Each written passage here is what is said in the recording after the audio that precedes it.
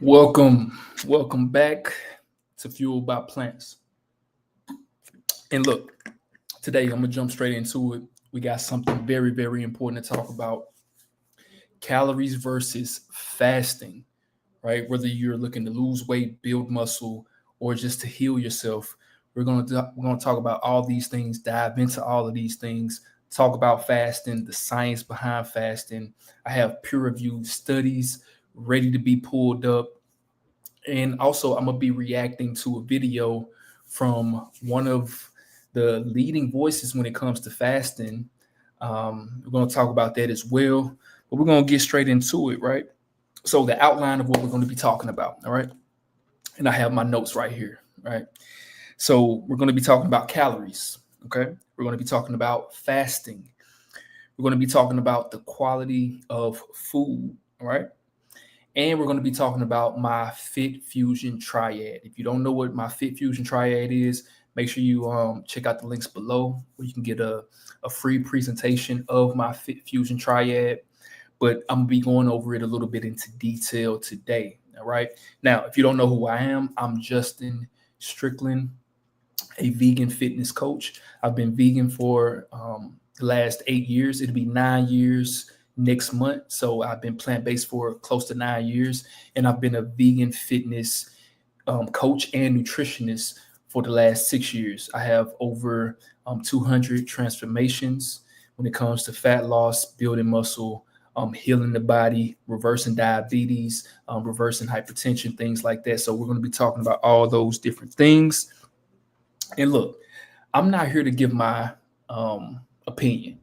I have tons of opinions when it comes to health, fitness, morality, ethics. I'm not here to give you any opinions at all. I'm really here to bring you the peer-reviewed studies, bring you the science, and really, let me turn that down. Yeah, I'm really here just to give you the real information, and that's what we're going to be talking about right here. So you don't have to worry about any biases or anything like that. We're going to be talking about the real stuff.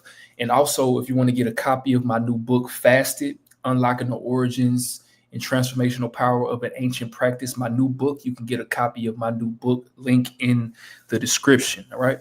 So let's jump into it, right? So part one, I really want to talk about calories in versus calories out. All right. Calories in versus calories out. Now, if you've been on your health and fitness journey over the last 10, 15 years, this is what people have been spewing, been talking about for the last decade. All right. Calories in versus calories out. Now, explain, and the way I like to explain it is a few different ways. But first, I want to pull up a peer review study because everything I'm talking about today is going to be backed by science. So I want to talk about this to let you know I'm not just pulling things out of my ass. Pause. All right. So this right here is a peer-reviewed study talking about the effects, adherence to dietary tracking on weight loss, and good HLM. And this right here is basically really just talking about calories in versus calories out when it comes to fat loss, when it comes to BMI, when it comes to really just building out your physique in the correct way, right? And we're going to talk about a little bit of this, okay? Now, I really want to talk about it in the sense of think about your car. All right. Think about your car. Think about fuel in your car, going to the gas station, no matter how much the gas prices is right now. Think about filling up your car. Right. That's just the most relatable way that you can think about it. Right. And I'm breaking this down in simple terms. Right. Now, the most evidence I've seen when it comes to calories in, calories out versus fasting is most of the trials talk about it in an individual sense, right? You should either do one or the other. Me, in my personal opinion, I track my calories and I do fasting every single day. And the thing about fasting is it helps you not overeat. All right. So a lot of people think fasting or doing intermittent fasting will magically help you lose weight. No, fasting is more geared towards health and wellness. But intermittent fasting in and of itself helps you not go over your calories, if that makes sense. If you shorten your eating window and you can only eat in certain periods of time throughout the day, you will not, it'd be very difficult for you to go over your calories, if that makes sense. Right. And it's kind of what it talks about in this abstract right here. But what I want to do is I want to make sure I'm answering all y'all questions when it comes to fasting. And I want to bring up a video that I want to react to. Now I'm gonna bring that up real quick. Let's see here.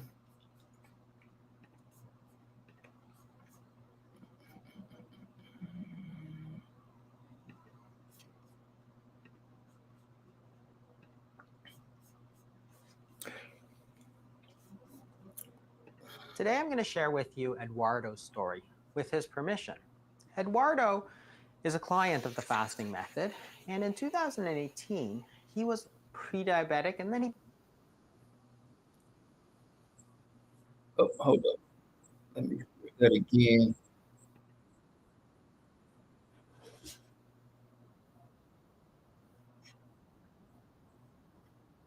and his diabetes was There gone. we go. He was on 6 different medications for his diabetes, and now he was on none, and yet his blood sugars were completely normal. He was able to reverse his diabetes just using the fasting. I'm going to show you his fasting regimen at the end and share one of his tips for his success for losing almost 70 pounds and also reversing his type 2 diabetes. Let's get right into it. Now, what I want to highlight while this ad is going on, right? what I want to highlight is something very interesting and very important, right? So as you can hear, Dr. Jason Fung talks about fasting helping this guy reverse his diabetes and also lose weight. But the thing that you want to recognize when it comes to this is one very, very important thing, right? Fasting is just restricting calories. All right. So fasting is basically monitoring your calories. So this is why I'm saying calories in, calories out goes right along with fasting. It's basically the same thing, right? It's just a certain time window, right? It's just a time window that you're focusing on, right? And if you're new to fasting, this is very important information because I know a lot of people, I see it all the time. I see a lot of people just using fasting as a weight loss method, right? The reason why that is not the best thing to do is because you can only fast for so long, right? Whether you're doing intermittent fasting, whether you're doing 72-hour fasting, whether you're doing a 7-day fast, whether you're doing alternative day fasting, what I'm going to talk about in a little bit as well. The thing is, you still have to know how to improve your eating habits. Okay. A person that doesn't know how to eat properly and they just use fasting as a crutch, they're going to gain that weight back just as fast as they lost it. Right. Because if you do a 7-day fast, yeah, you're gonna be able to lose a significant amount of weight. But the problem is when you start back eating, what do you eat? How do you track your calories? Are you focusing on protein? Are you going over in your carbohydrates? Right? These are the questions that you have to ask yourself, and not in just not using fasting as a crutch, but understanding your eating habits and knowing how to effectively maintain that weight loss. All right. Now let's jump back into it.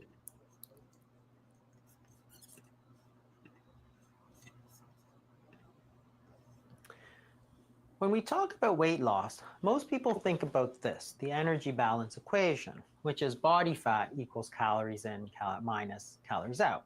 And while that is true, it doesn't mean what you think it means. Most people think it means that if you simply reduce your calories in, you're going to lose body fat. Let me illustrate. So suppose that we're eating 2,000 calories in a day, and we're burning 2,000 calories in a day. Well, body fat remains stable. Now we want to try to lose weight. So instead of 2,000 calories, we're going to try and get rid of that, and we're going to go down to 1,500 calories. So we take off a little bit of this box. And what we hope, of course, is that now you've got negative 500 calories and you're going to lose body fat. Unfortunately, that's not what happens. All of the studies we've done to date point to the fact that when you simply reduce those calories in, what happens is that the amount of calories that you expend, which is your basal metabolic rate, also goes down to 1,500. So therefore, when you take away these calories, your body simply uses fewer calories and body fat still remains stable, and we're not able to lose weight. Now, this right here is very important, right? So basically, what he's saying is what most people do when it comes to trying to track their calories is they say you eat 1,500 calories. The average person burns about 2,000 calories a day, male or female, roughly about 2,000 calories. Like if you go to the store and look at certain foods, look on the back of the foods, and it say these calories are based on a diet of 2,000 calories. Go look at any processed or packaged food in the store. Look on the back. It says these calories are calculated based off of a 2,000 calorie deficit. 2,000 calorie maintenance, because roughly that's how many calories a person, the average person burns, right? Me personally, I burn about 23 to 2,600 calories every day, but I'm very, very active. But what he was talking about right there is the BMR, right? Your BMR is your basal metabolic rate, right? Now, what happens is, say, a person never counted their calories before and they just ate what they want. And say on average, that person ate about 23 or 2,400 calories for their whole life.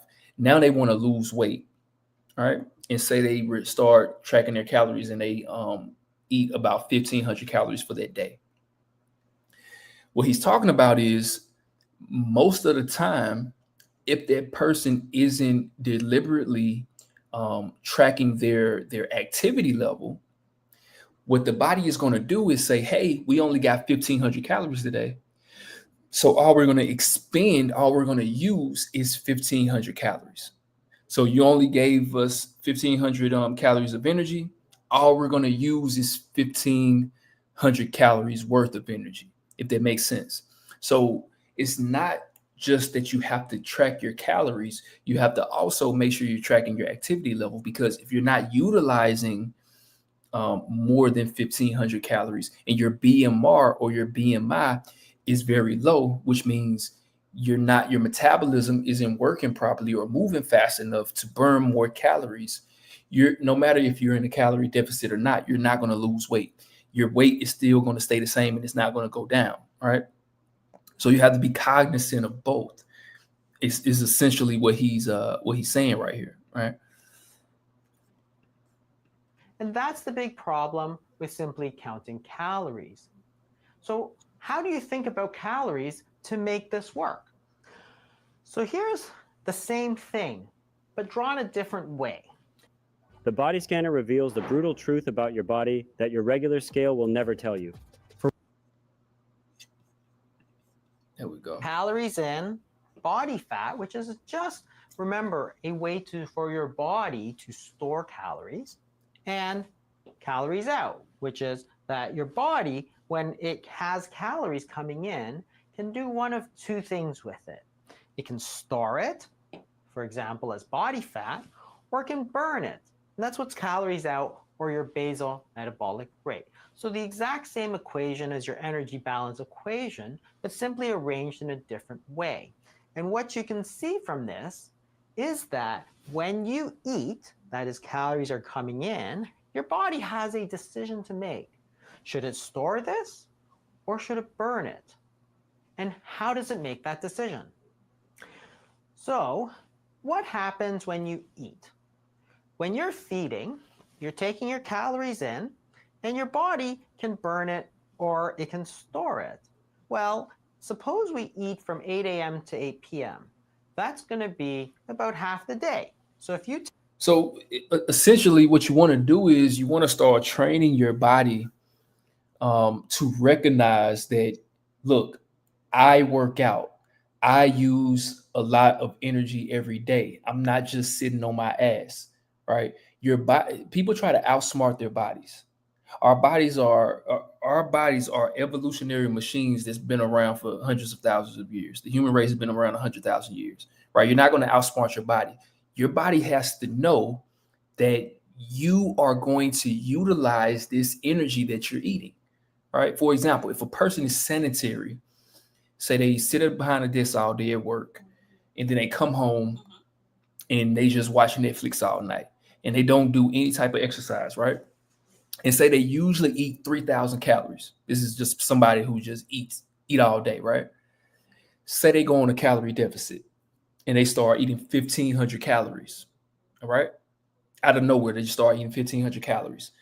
Boom, that's going to be a shock to the system. The body is going to start utilizing that excess fat as energy. But eventually it's going to slow down. And the reason why it's going to slow down is because your body recognizes that you're not doing any type of activity. You just cut the amount of calories that you usually eat in half. So it really doesn't have no reason to burn off this excess fat. Basically, you're telling your body you're going into a famine. So what does your body want to do when you go into a famine? It wants to utilize the energy that it already has and not use so much. So that means it's gonna force you to get more tired. You're gonna feel more tired. You're gonna feel more lethargic. And usually, when people go on a calorie deficit, they start feeling more tired anyway, right? But that's your body. That's your hormones. There's hormones like ghrelin. Ghrelin is the hormone that makes you want to eat more. It's a hormone called leptin that tells your body that you're satiated. That's what makes you be full, right? So when you cut those calories in half, you're going to lose a little weight. That's why people say, "Oh, I started this diet and I lost a lot of weight the first week, first 2 weeks, and then it started coming back." Well, that's because you're not training your body to become more active, right? It's called a lifestyle change for a reason. That's why so many hundreds of people every single year at the beginning of the year, and it's about to be beginning of the year again, right? It's October already. But so in January, what's going to happen is going to be a lot of people who start a New Year's resolution and they start a diet, right? And they're going to start working out. But February 1st, what's going to happen? They're going to stop going to the gym. The gym going to be full in January 1st. February 1st, the gym is going to be empty. So number one, they're going to stop their diet. They're going to stop working out, and they're going to stop their diet. What's going to happen? They're going to gain all that weight back. They may make progress first week, 2 weeks. Then they're going to start slowing down, and they're going to stop. Then that weight going to come back. And then before summer, they're going to be like, "Hey, I want to get my summer body." Going to try it again. And then midway through the summer, they're going to slow down again, and then the weight going to come back on. It's this up and down, teeter-totter thing that people go through every single year. I see it all the time. I've been in this fitness industry for over 8 years. I see it all the time. And basically, this is what he's talking about. He's talking about this, right? So in order to lose weight and maintain it, when you cut your calories, you have to train yourself to stay active. You have to become that person that you're trying to tell your body that you are. Because you cut your calories in half, your body gonna say, "Oh, this is a shock to the system. Let's burn this extra fuel aka fat, aka lipose tissue, right? Visceral fat. But eventually that person is going to slow down. And then even though they're still in a calorie deficit, the body is going to, your hormones are going to tell your body, hey, make this person super tired, super lethargic. So he will stop using all of this energy, and the weight going to come back on. The weight loss is going to stop, and then the weight loss is going to come back on. All right. And this is what happens time and time again. It's a cycle for most people. And this is basically what he's talking about. And we're going to talk about how to fix this as well. But Take I in want to really 2,000 calories here. You're going to use about 1,000 calories here. The rest of that is going to go into storage. That's 1,000 calories. And the important part here is that you can't metabolize body fat while insulin is high because you're eating. So there's a break here. The calories go here, the calories go here. So what happens when you're not eating? And that's another interesting point as well. He mentioned insulin, right? So insulin is another hormone, right? And most of the time when people talk about insulin, they're speaking about insulin in the terms in relation to diabetes, right? So a lot of people think sugar causes diabetes. A lot of people think certain things, certain foods cause diabetes. No, sugar doesn't cause diabetes. Diabetes happens when your body can't metabolize sugar. Diabetes happens when your body can't utilize sugar. Sugar doesn't cause diabetes. So insulin, so when you eat food, your body breaks it down into simple sugars called glucose, right? So when you eat food, the body recognizes, boom, so he just ate. Let's raise insulin. So the body gets flooded with insulin. Okay. That insulin acts as a key to unlock the cell. And once that cell is unlocked, that sugar can go in that cell. It can give you energy because it goes to the mitochondria. The mitochondria is the powerhouse of the body, which gives you energy and lets us do all our bodily functions, right? But what causes diabetes is when a person eats too much and they're constantly eating. Well, this is one thing that causes diabetes. This is another thing I'm going to talk about too. But one thing that causes diabetes is when a person is constantly eating, constantly consuming. I talk about this phrase all the time. Constant consuming is dangerous. Constantly eating all day, snacking all day, breakfast, lunch, dinner, snack, midday snack, having a soda. Constant consuming is what causes it, right? Because when you constantly consume, every time you eat, every time you put something in your mouth, pause, insulin spikes because it gets a signal that, hey, this food is about to get broken down into sugar. So let's raise insulin. Remember, insulin is the key to unlock the cell so sugar can go into the cell and give you energy. But as you know, if you use anything long enough, it starts to get dull, right? Say you're using a pencil. That pencil starts to get dull. Then you have to sharpen it back up, right? Same thing with insulin, right?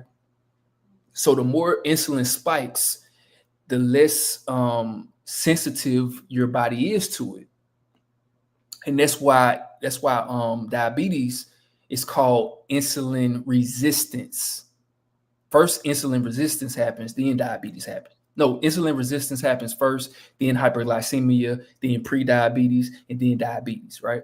But insulin resistance, meaning that insulin isn't working no more. Your body has become desensitized to it because it's always spiking, right?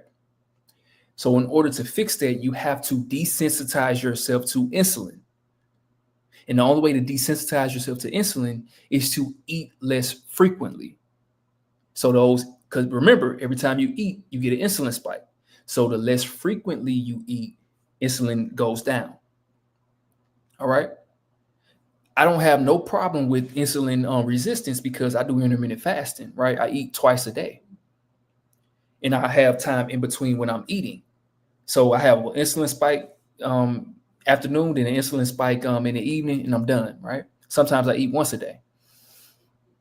So that's what kind of causes that problem right there. The other thing that causes diabetes is sugar plus fat, right? Sugar and fat. So think of a person going to McDonald's and they have this big ass nasty burger that they're eating that's super greasy, and the meat is super fatty. Then what they have on it, they have the cheese, which is super high in fat. Then they have the fries, the potatoes, which are carbohydrates, sugar and fat. Then they have the Coca-Cola, which is sugar. They're eating all this sugar and fat together. And what happens is the arteries are clogged so much where the sugar can't get inside the cells. You're never going to find a person that eats an all fruit diet and has diabetes. I'm still waiting.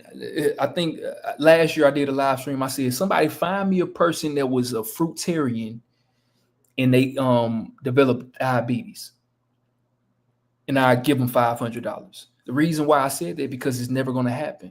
But doctors and professionals, they'll tell you that sugar causes diabetes, and they don't even know where it comes from. Sugar doesn't cause diabetes. Two things cause diabetes is insulin resistance, and I already explained what causes insulin resistance, and also eating sugar and fat together. So two things you want to avoid is constantly consuming, and the second thing you want to avoid is eating sugar and fat together. So what does that mean? You don't want to eat, if you're eating some avocado, you don't want to eat watermelon and avocado together, right? If you're eating potatoes, you don't want to eat some potatoes and some fat together. You want to make sure, and you definitely don't want to eat fruit with any type of super high fat fruit or any super high fat foods. You want to eat the fruit, let it digest for 30 minutes, then eat the next thing, right? And that's how you avoid that, right? But let's get back into it a little bit more before I get to the next part. This is the period of fasting. So for example, 8 p.m. and then overnight until 8 a.m., about half the day that you're not eating. Well, there's no more calories in. So what happens is that the hormone insulin starts to fall, and that unblocks this. So now you have a clear path for the calories. Those 1,000 calories that you stored away are now able to be used to generate heat for your kidney, your liver, your heart, and for basal metabolic rate. So therefore, if you're feeding, you're storing calories. When you're fasting, you're using calories, and your body really only exists in one of these two states. So if you want to now try to lose weight, you can simply extend this period of fasting, because this is the period of time where you've opened up your body's flow so that it can use the body fat, because that's really precisely the reason that we carry body fat. So there's really nothing wrong with using it, because that's why we stored it in the first place. We're not storing body fat for looks. It's a store of calories. So you're giving your body the time it needs to use these calories up. So why? Boom. So I want to, we're talking about, calories and fasting right there, but I kind of want to go into the next piece. Why, what I like to say is, and what I was talking about from the beginning, why fasting is super important, but it isn't like it's not the magic pill, if that makes sense. Fasting is super, super important, right? I do fasting every day. I wrote a book on it, for Christ's sakes, right? But it isn't a magic pill, and a lot of people use it as a magic pill. And I want to talk about it. I want to pull up a study on alternative day fasting in extended fasting, right? And I have the study right here. Let me see. Let's go to it.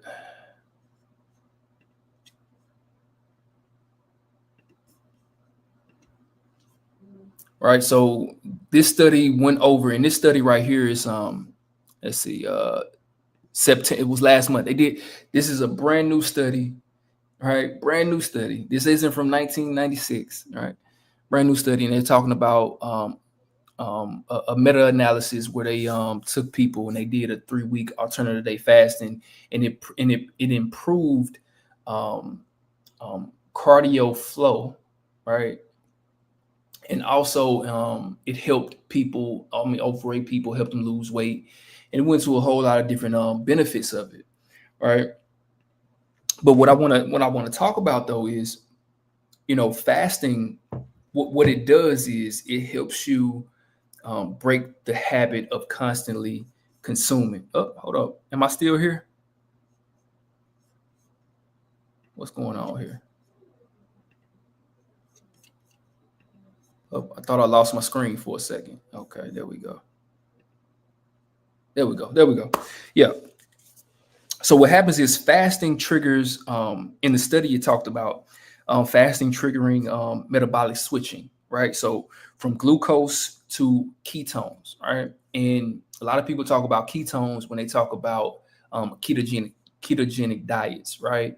So a ketogenic diet is basically when a person eats very, very few carbohydrates, and carbohydrates is our main energy source for good reasons. I don't know why people would not want to eat carbs, right? Our body is designed to eat carbohydrates. But anyway, right. So when you stop eating carbohydrates, you raise the amount of fats that you eat.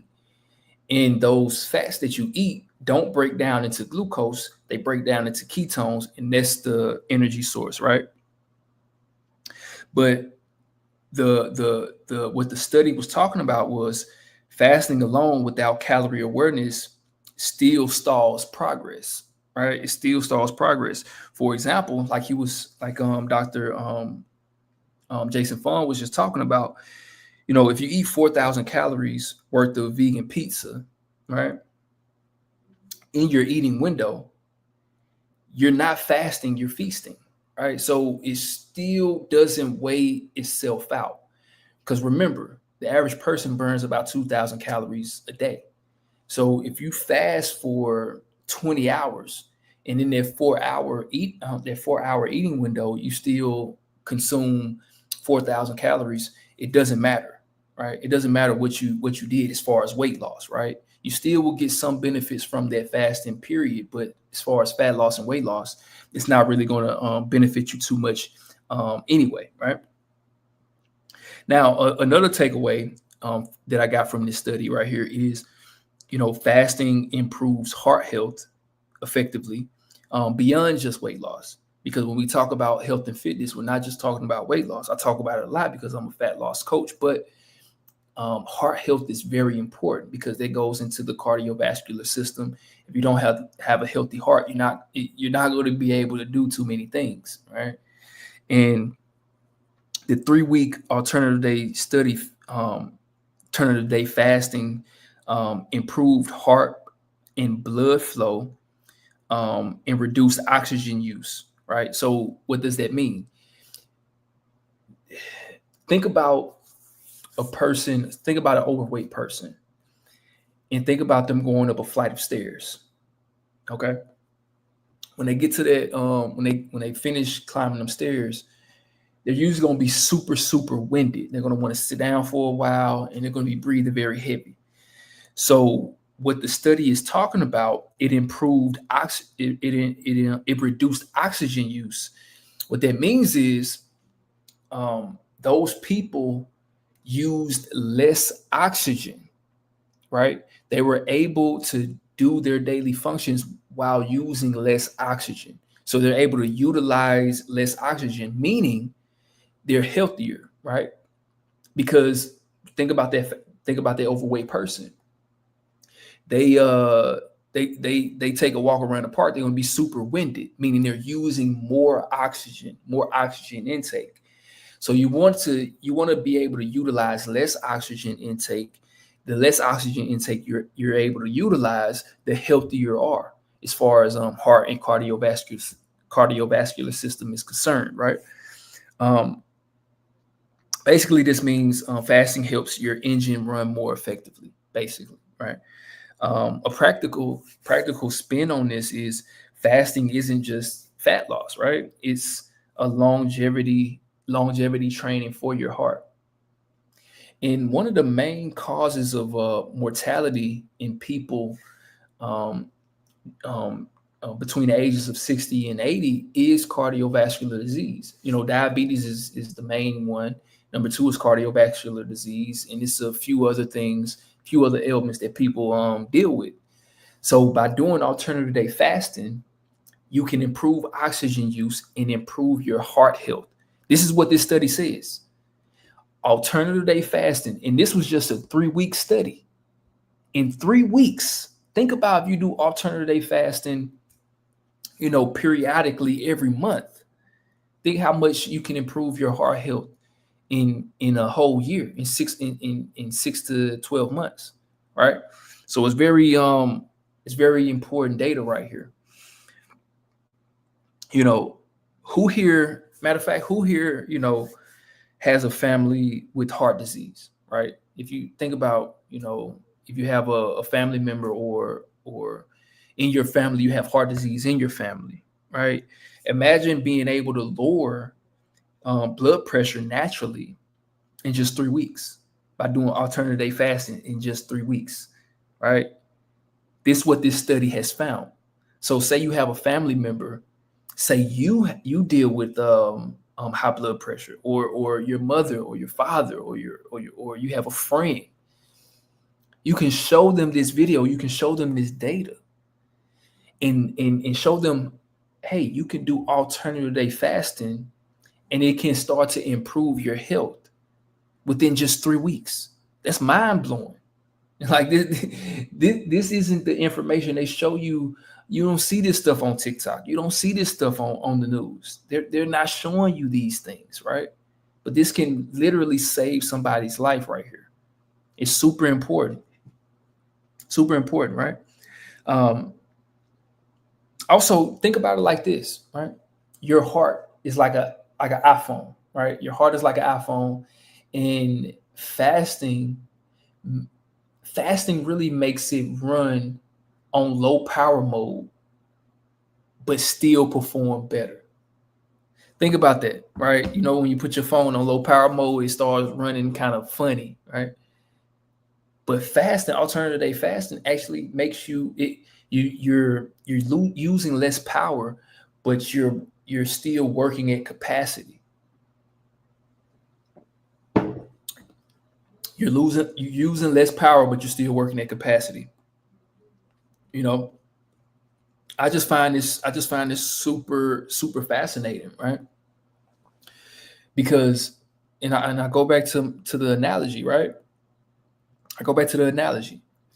Think about yourself as a car. Think about, your metabolism as your engine. Think about how much more effective your body will run, how much more effective and you'll be able to utilize more of your energy by doing fasting. And that's what this study has really shared, right? And they're not sharing, this isn't all over the internet. They did this study and they published this study last month. It's super, super fascinating stuff right here. And it's very, very important. But I want to get to the next part. Let me pull up my notes right here. Let me get to the next part right here. And actually, this is kind of what, let's go back to the other video. This is kind of what Jason Fung was talking about in that video. Is if we go back to his video,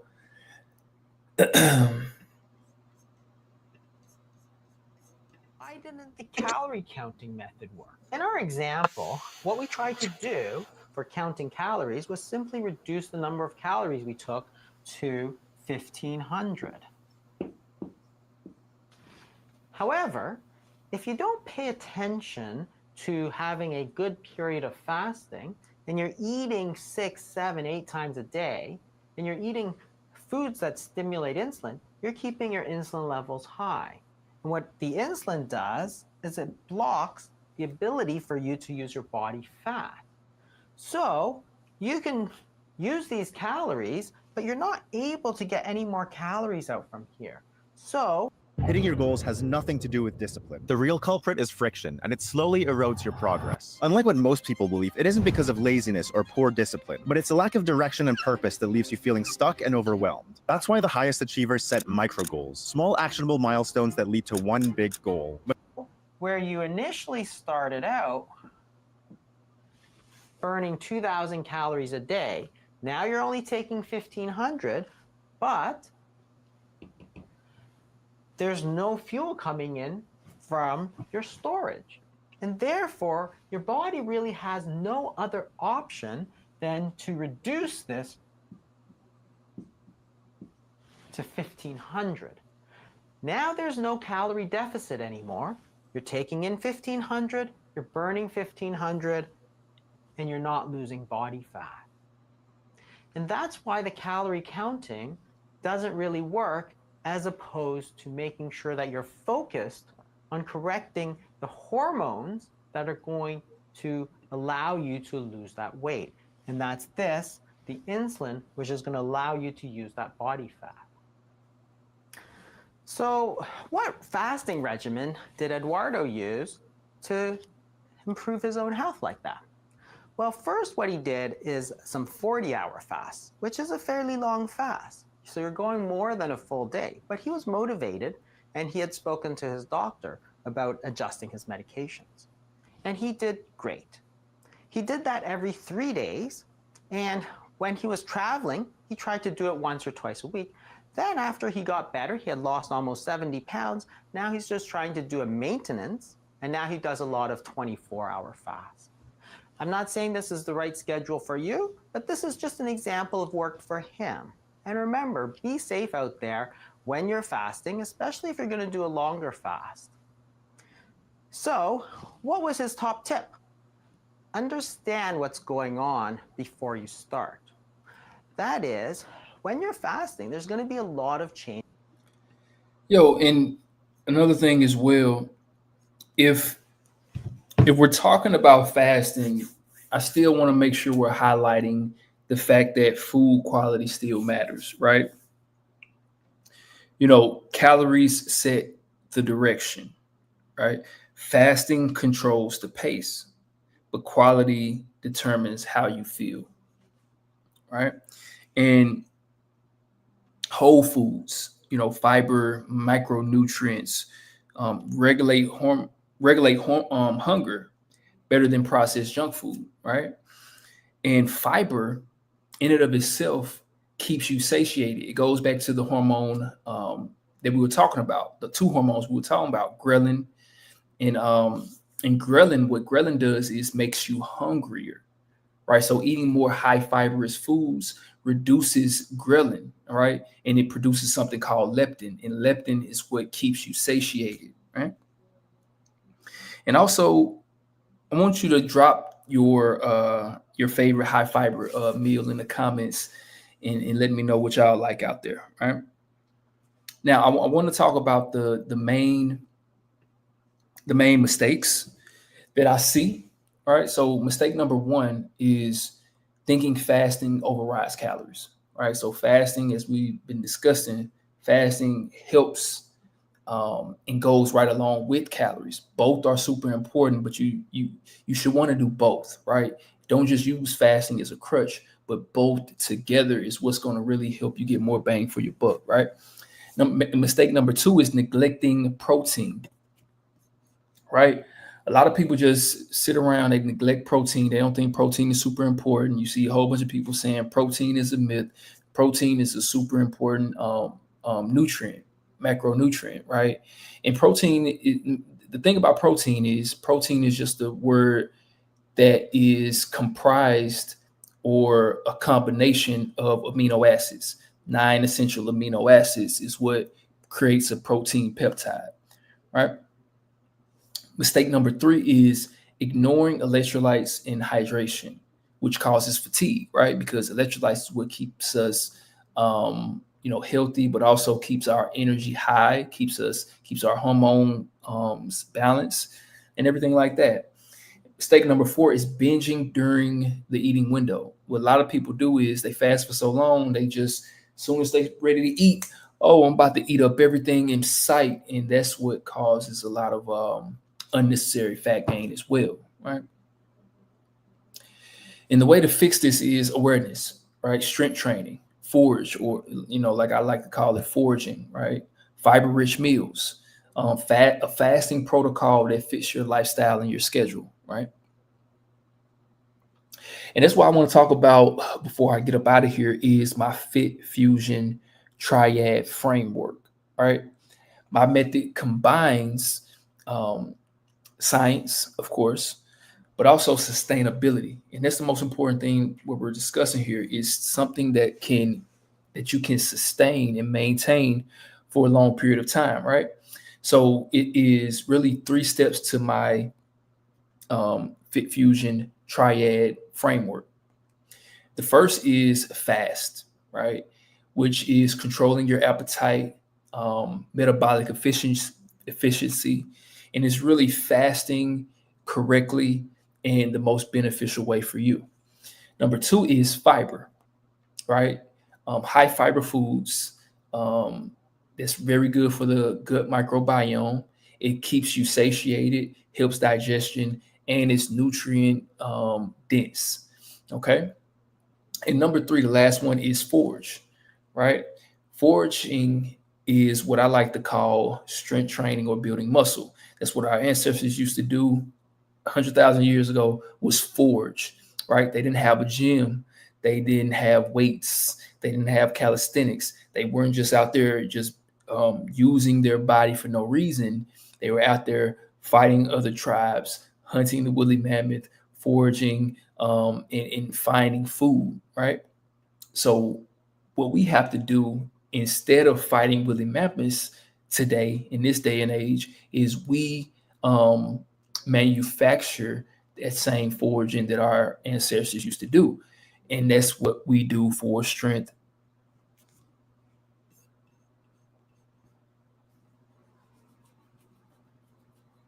And that's what we do for strength training, right? I thought my stream had cut off right there. Now, before I get up out of here, I just want to say, if you got any takeaway from this, I want you to comment your biggest takeaway in the comments below. If you got value from this live stream, let me know. If you want me to keep doing these, let me know. I'm going to keep doing them anyway. Every Friday at 6 p.m. Central Time is usually when I start. Last but not least, if you need help on your fitness journey, you can click the link below. And I have a whole bunch of free advice, free guides, free resources. Just click the link below and see what will work for you the most. I like to give away tons of free value. I'm doing this because I want to give away free value and help out my community. I appreciate y'all getting me to 11,000 subscribers on YouTube. I remember when I got to 100 subscribers on YouTube, right? I was so happy. I thought I was the most famous person in the world when I had 100 subscribers. So I appreciate y'all for getting me to 11K, a little bit over 11K. And yeah, so till next time, fuel yourself, don't fool yourself. If you need help with your fitness journey, click the link below and either book a consultation, call me a free consultation. Also, you can get my new book called Fasted, Unlocking the Origins and Transformational Power of an Ancient Practice. You can get a link. It's a link to that in the description below as well. So you can check that out, get your copy right now. And other than that, I appreciate y'all, man. Keep going, keep going, keep going, keep going, and keep going. Fuel yourself, don't fool yourself, and I'm out of here. Time to go eat my last meal for the day. All right. Peace out.